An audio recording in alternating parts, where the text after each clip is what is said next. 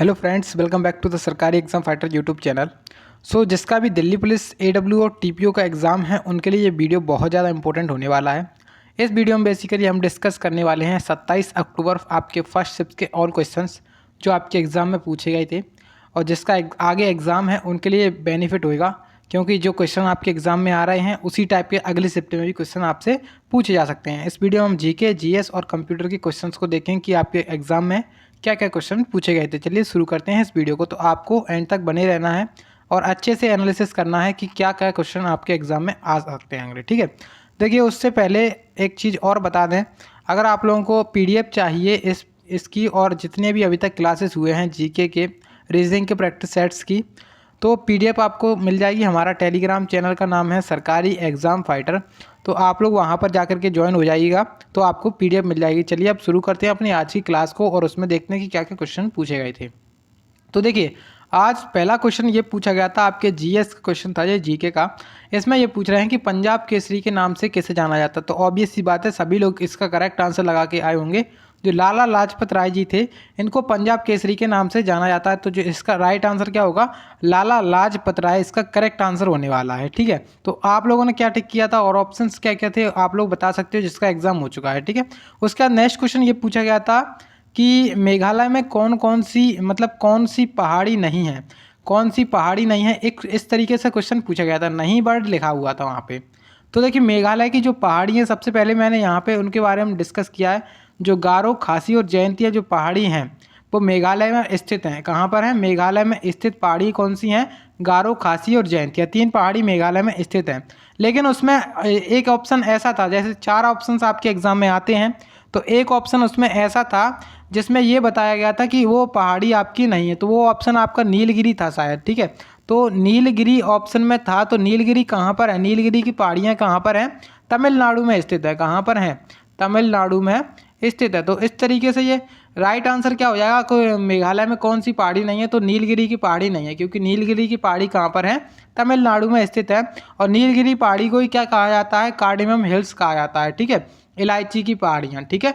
तो इस तरीके से आपके जो क्वेश्चन हैं, आप इस एक्स को देख करके जाइएगा कि कौन सी पहाड़ी कहाँ पर है। एग्जाम में, आपके एग्जाम में अगले शिफ्ट में क्वेश्चन पूछा जा सकता है। इसका करेक्ट आंसर क्या होगा वो मैं आपको डिस्कस कर चुका हूँ। उसके बाद नेक्स्ट क्वेश्चन पूछा गया था, आपका कंप्यूटर से ये क्वेश्चन है, इसमें डिस्कस करेंगे हम कुछ इंपॉर्टेंट फुल फॉर्म। देखिए, क्वेश्चन में ये पूछा गया था कि www का फुल फॉर्म क्या है। तो ऑब्वियस सी बात है, अगर जिसने पढ़ा होगा कंप्यूटर तो उसको सबसे पहला यही वर्ड मिलता है www।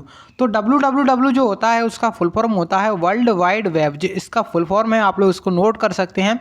एग्जाम में काफ़ी बार क्वेश्चन पूछा जा चुका है और आगे भी पूछा जाता रहेगा। तो वर्ल्ड वाइड वेब इसका फुल फॉर्म है, तो आप लोग इसको नोट कर लीजिए। अब देखिए, ये होता क्या है उसके बारे में मैंने थोड़ी सी आपके लिए जानकारी को लिखा है यहाँ पे। तो देखिए, जो www होता है वो क्या होता है? www इंटरनेट का एक ऐसा हिस्सा होता है जो यूज़र को, यानी कि उपयोगकर्ताओं को दुनिया भर की जानकारी तक पहुंचाने में अनुमति देता है। तो इस तरीके से यहाँ पे www का आप लोग मतलब समझ सकते हो, मीन समझ सकते हो, ठीक है। उसके बाद देखिए, आपसे क्वेश्चन पूछ सकता है एक HTML का फुल फॉर्म।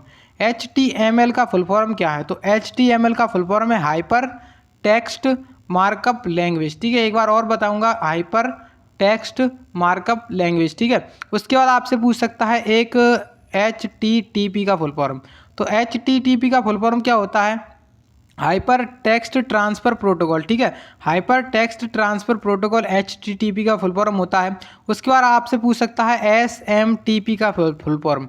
तो SMTP का फुल फॉर्म क्या होता है? तो उसको भी आप लोग एक बार नोट कर सकते हैं। तो S का मतलब हो जाएगा सिंपल, M का मतलब हो जाएगा मेल और T का मतलब हो जाएगा ट्रांसफ़र और P का मतलब हो जाएगा प्रोटोकॉल। तो देखिए, इसका फुल फॉर्म क्या हो जाएगा? Simple mail transfer protocol. अब मैंने ये 3 आपको डिस्कस कर दिए, और भी मेरे को आगे पता चलेंगे, और मतलब ये जैसे जैसे आपको याद आते जाएँ तो मैं आपको सभी बता दूंगा आपके लिए जो इम्पोर्टेंट हैं। फिलहाल के लिए आप लोग इतने याद कर लो, और भी आपको बता दिए जाएंगे। आप लोग टेलीग्राम चैनल से जुड़ सकते हो। उसके बाद नेक्स्ट क्वेश्चन ये पूछा गया था। ये क्वेश्चन आपको थोड़ा सा अजीब लग सकता है, क्योंकि इस क्वेश्चन में मेरे को भी थोड़ा कन्फ्यूज़न था, क्योंकि क्वेश्चन स्टूडेंट्स के ही मतलब जो स्टूडेंट दे करके आते हैं उनके रिव्यू से प्राप्त होते हैं क्वेश्चन। तो क्वेश्चन मतलब कोई स्टूडेंट कुछ कह रहा है, कोई स्टूडेंट कुछ कह रहा है। तो इस तरीके से क्वेश्चन में पूछा गया था कि केंद्र सरकार ने दूरसंचार विवाद निपटान और अपीलीय न्यायाधिकरण को, यानी कि TDSAT के अध्यक्ष के रूप में दिल्ली के उच्च न्यायालय के मुख्य न्यायाधीश न्यायमूर्ति कौन से धीरू भाई जो नारायण भाई हैं उनको बना दिया गया है। तो इस क्वेश्चन की आप लोग कन्फ्यूज़न को दूर कर सकते हैं। जिसको पता है क्वेश्चन अच्छे तरीके से तो कमेंट बॉक्स में एक बार जरूर लिख दीजिएगा, जिससे वो और दूसरों की हेल्प हो सके। ठीक है, उसके बाद नेक्स्ट क्वेश्चन आपसे क्या पूछा गया था, तो नेक्स्ट क्वेश्चन पूछा गया था 2011 की जनगणना से। इस क्वेश्चन में आपसे पूछा गया था कि 2011 की जनगणना के अनुसार सर्वाधिक लिंगानुपात किस राज्य में है। तो अभी तक आप लोगों ने एग्जाम का एनालिसिस जरूर देखा होगा, तो उसमें हम लोगों ने Delhi police head constable ministry के एग्जाम हुए थे, उसमें 2011 की जनगणना से इतने ज़्यादा क्वेश्चन आए थे कि प्रत्येक शिफ्ट में जितने भी एग्जाम हुए थे आपके, उस प्रत्येक शिफ्ट में आपका एक क्वेश्चन डेली बन रहा था। तो उसी तरीके से इसमें भी पूछ लिया इन्होंने क्वेश्चन। और क्या पूछा है क्वेश्चन इन्होंने, ये पूछा है कि 2011 की जनगणना के अनुसार सर्वाधिक लिंगानुपात वाला राज्य, मतलब सर्वाधिक लिंगानुपात किस राज्य में है। तो देखिए जो सर्वाधिक लिंगानुपात है वो किस राज्य में है, केरल में है। और जो मतलब सबसे कम लिंगानुपात है वो किस में है, तो वो हरियाणा में है। ठीक है, तो इसका आंसर ये नहीं होगा, इसका आंसर क्या होगा, सर्वाधिक अगर पूछा जाए तो सर्वाधिक कहाँ पर है, केरल में है। और सबसे कम पूछा जाए आपसे तो सबसे कम कहाँ पर है, सबसे कम है आपका हरियाणा में। ठीक है, तो सर्वाधिक लिंगानुपात वाला राज्य कौन सा है, केरल, और सबसे कम वाला कौन सा है, हरियाणा। ठीक है, उसके बाद देखिएगा नेक्स्ट क्वेश्चन आपसे क्या पूछा गया था। और नेक्स्ट क्वेश्चन में देखिए ये पूछा गया था कि हड़प्पा सभ्यता में सबसे बड़ा स्नानागार किस आकृति का मिला है। तो इसका आंसर आप लोग एक बार देख लीजिए कि जो यह स्नानागार 11.88 मीटर लंबा और 7.01 मीटर चौड़ा और 2.43 मीटर गहरा है।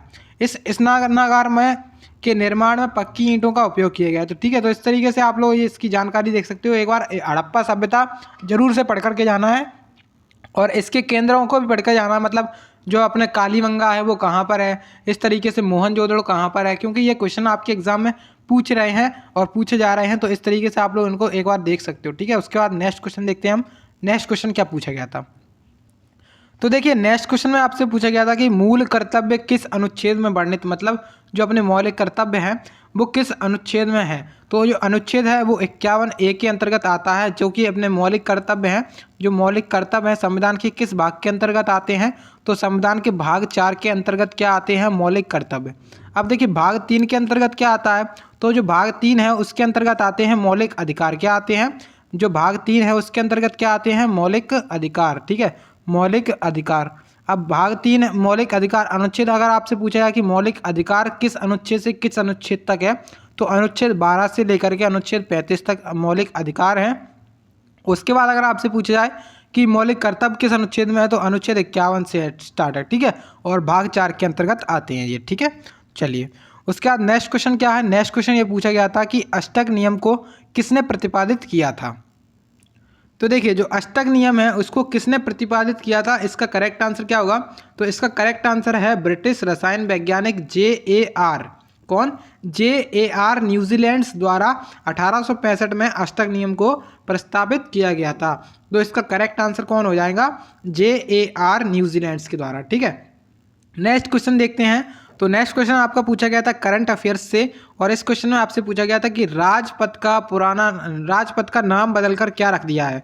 मतलब जो अपना राजपथ था, जो दिल्ली में एक सड़क है उसका नाम क्या है, राजपथ है, उसका नाम बदल करके क्या रख दिया गया है, उसका नाम बदल करके कर्तव्य पथ रख दिया गया है। ठीक है, तो इसका करेक्ट आंसर क्या हो जाएगा, कर्तव्य पथ इसका करेक्ट आंसर हो जाएगा। अब आप लोग कमेंट बॉक्स में एक बताइएगा कि क्या क्या ऑप्शन आपसे बताए गए थे ऑप्शंस में, कि क्या क्या ऑप्शंस आपके वहाँ पर थे। ठीक है, उसके बाद आपसे एक क्वेश्चन पूछा गया था कंप्यूटर में। तो कंप्यूटर में एक क्वेश्चन आपसे ये पूछा गया था कि प्रिंट करने से पहले क्या किया जाता है। तो प्रिंट करने से पहले बेसिकली आप लोग सभी जानते हैं कि जैसे आपने कोई पेज को प्रिंट करना है, तो उससे पहले आप लोग उसको चेक करना चाहेंगे कि ये हमारा पेज सही आ रहा है, प्रिंट सही आ रहा है कि नहीं आ रहा है। तो उससे पहले आप लोग क्या करते हैं, प्रिंट का प्रीव्यू लेते हैं, प्रीव्यू। ठीक है, प्रीव्यू लेने के लिए आप लोग शॉर्टकट की कमेंट बॉक्स में बता सकते हैं कि शॉर्टकट की क्या है, प्रीव्यू की। ठीक है, तो इस तरीके से जो क्वेश्चन आज के थे वो मैंने डिस्कस किया आपके सामने। अगर आप लोगों को वीडियो अच्छी लगी है तो प्लीज़ एक बार वीडियो को लाइक करिएगा और टेलीग्राम चैनल को जरूर से ज्वाइन कर लीजिएगा। और जो है ना अपने जीके और जीएस वाले वीडियो एक बार जरूर देखिएगा, आपके एग्जाम में बहुत ज़्यादा हेल्प होने वाली है। चलिए मिलते हैं अगली वीडियो में, तब तक के लिए जय हिंद जय भारत।